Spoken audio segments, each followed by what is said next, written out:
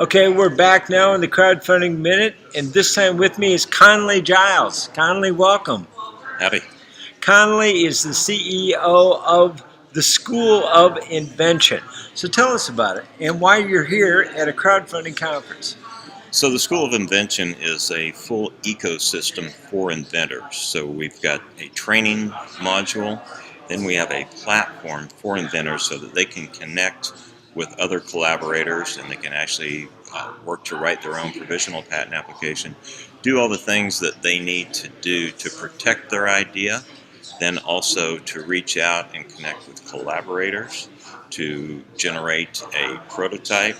And then the third step is our crowdfunding platform called Vovation.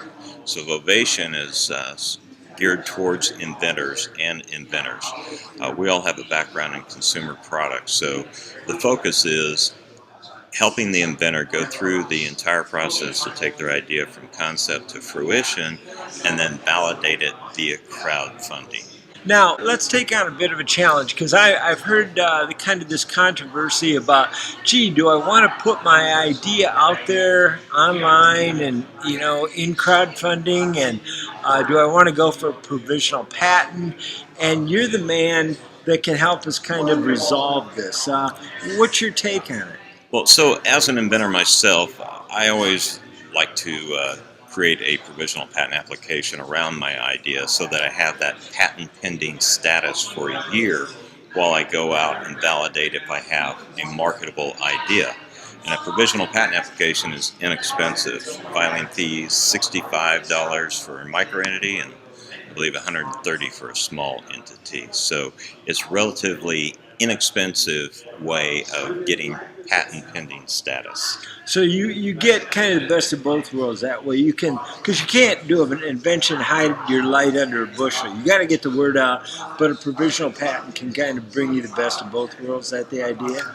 Well, for me it works, and most inventors that I talk to, they really like utilizing that provisional patent application process because you're not tying up a bunch of your money in intellectual property until you've determined that you actually have some. Verify the market first. Exactly. And have you done a campaign yet? Is this now the company about inventions is not new, but what about the platform? The platform is brand new. We have run a couple of test projects, and we were very successful with those. You can see the successful campaign on our platform now, and now we're in the process of officially launching our crowdfunding platform. Is there a date? It was today. Oh, all right. Let's get out the champagne. Now, the key to the biggest challenge in crowdfunding is getting the word out.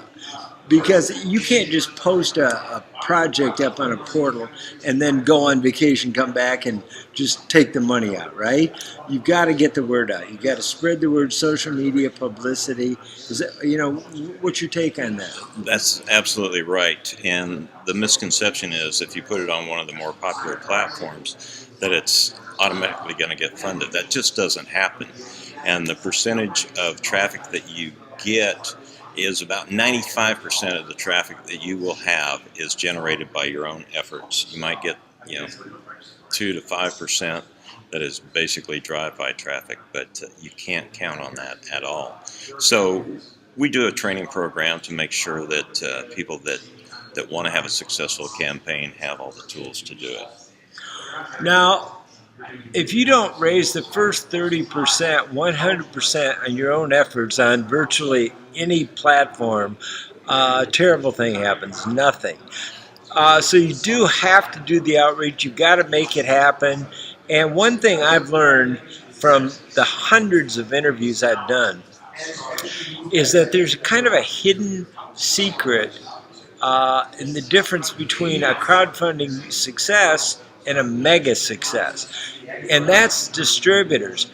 Distributors peruse the crowdfunding platforms looking for the hot products that have a pulse because they want to sell the products that people want.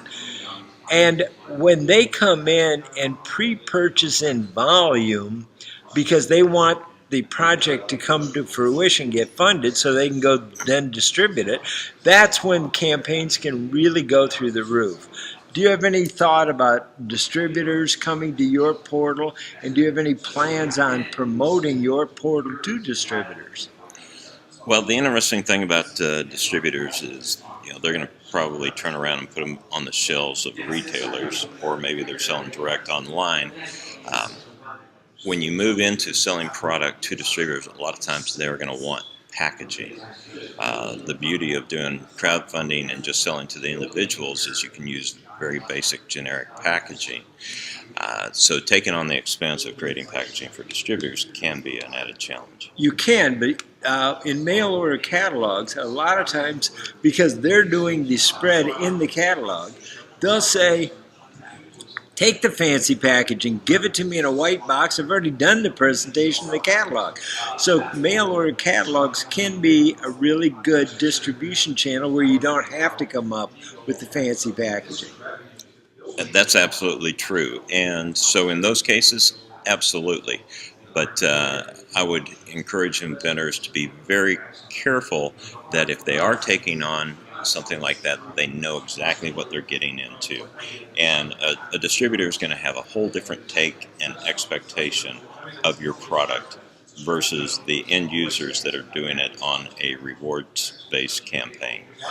Well, my experience is that everything is a negotiation, and if a distributor approaches you and he wants you to do certain things that don't line up with your vision of where you want to go or where you want to take the company, you just have to tell them, no, I'm not willing to do that. Yes, so that's a good point. And when you do have a distributor that does fall right in line with that, yeah, that's a great way to get a significant boost in your campaign. Another way to get a boost is to align yourself with your component manufacturers. Yeah. A lot of times if you're integrating another product into yours, that manufacturer probably has a pretty significant database of their own, and every unit that you sell is a sell for them, so they'll oftentimes help co-market your project. What do you see as the future for crowdfunding?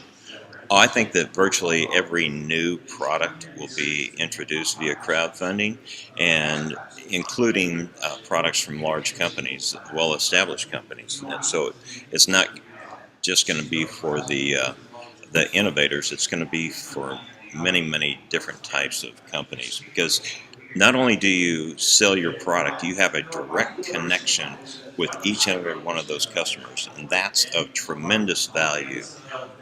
Well, every person I talked to who raised $1 million or more told me, Mike, the money is wonderful, but by far the most important thing I got was the feedback and support of the community, because that is what is going to ensure our long-term success.